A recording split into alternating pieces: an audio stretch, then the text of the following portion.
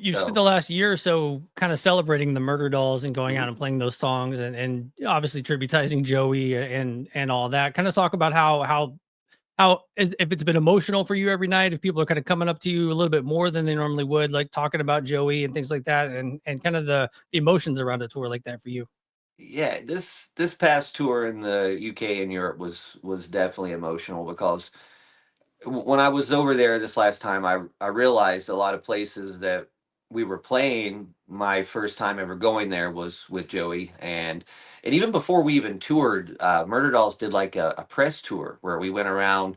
You know, we went through Holland and Germany and Italy and all France and all these places that, you know, I remember going to the very first time, and Joey was my tour guide. You know, this is what we Right. do here. You know, and I remember this time specifically because we're playing these songs, and it just was on my mind, and it's going, whoa, this, you know, the last show we were in Amsterdam, and we spent like 3 4 days there, and I just remember just walking the streets, going, man, I remember walking down the street here, and Joey telling me about, watch out for that guy. What, we're getting close to the red light district. Be careful. They're going to sell you drugs, or they'll try to. And it was just a really I don't know. I thought about him a lot more than usual on this last tour, and a lot of people, you know, every night when I would have my speech where I would say, 20 years ago, 22 years ago, Joey Jordison brought me over here, and I'd say his name, and Mhm. I'd just hold the microphone out.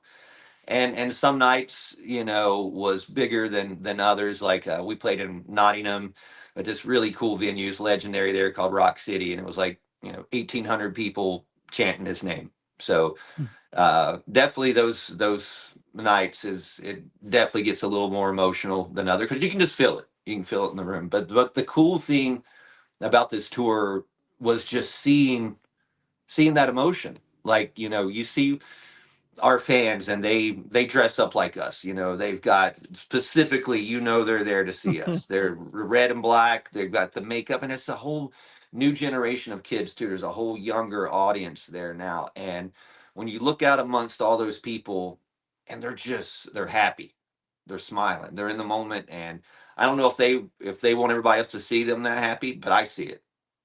And it's just, I don't know, it was just a really cool feeling. There was no uh craziness in the audience. Everybody was just so happy, and it made me feel really good to know that something we did 22 years ago is still uh, just as popular. It's like, I guess there's a whole new generation of younger kids there that just blows me away. And it shows me that the music's timeless, and it'll keep doing that, I think. Yeah, it's crazy when you have people commenting on things that you did back in the day, and then you assume that they were also from back in the day, and then you kind of look at them and you're like, man, this guy's like a teenager, or this guy, Yeah. it's crazy that they're into the newer stuff. This it's I don't know if it's their parents, or had their kid, and some of it's the kids of the parents that listen to us, and then some of it's just a whole new generation. Like I do VIP meet and greets every day, and it was like every day I was just guessing, like, how old is this person. And this one kid walked up, and I keep say kid because, but a person walked up, and I went, how old are you? And they were like, I'm 14. And I went, 14? And I went, I thought you were 16. And then they would be like, oh, I was like, well, how long have you been listening to the band? And they would be like, oh, I've been listening to you since I was 11. And I'm just like, what? That was literally Yeah. four years ago. Or, so it's really cool to see that it's still living on. It makes me feel good, definitely worth my time of doing this. Yeah, man. And also when you hit, if you can get to somebody that's 11 years old and they start listening to you, then like that kid is going to love you for the rest of his life. Those are some formative years. And, the bands that I Yeah. listened to when I was 11 are still like, held in such Yeah. high regard to me. Yeah, and the thing that I realized too is not just the music, it's the look that we represented too, because I can see these younger kids, and I can see that they're dressed like us. They got the attire on, but to them it's the music, it's the attitude. We represented those black sheep kids of the family, because that's what we were, and those kids see that in us, and so when we come around on tour, it's like we're, it's just, it's cool to see those fans come out. So I went back and listened to my Joey Jordison interview I did in like 2017, 2018 when he was promoting Sensanium, and they were like the Mhm. publicist was like, "Do not ask about Slipknot. Do not talk about Slipknot." And she even said that no matter what, no matter how many times they said that to the journalist to not do it, they still did it.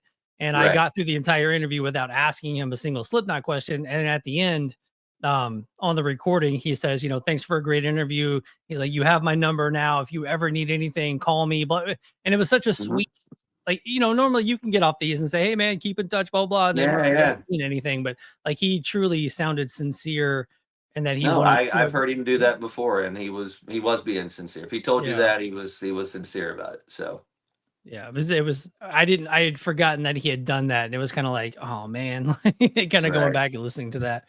But yeah, man, it is great though that you're out there kinda, celebrating him and celebrating the music and playing those songs. Yeah, I mean, it's like I said, this last tour we just finished up, I pretty much kind of completed all the territories that we had toured. We did the US, we did Australia, we did the UK, we did all the places. And it was kind of cool that we ended in, we saved sort of where we our biggest place for the last. The UK was just, it was just phenomenal. It really blew me away to see how many people were there celebrating that music. And it wasn't just the first album. Like it was songs to everything. People knew the words to everything, and that was a great feeling.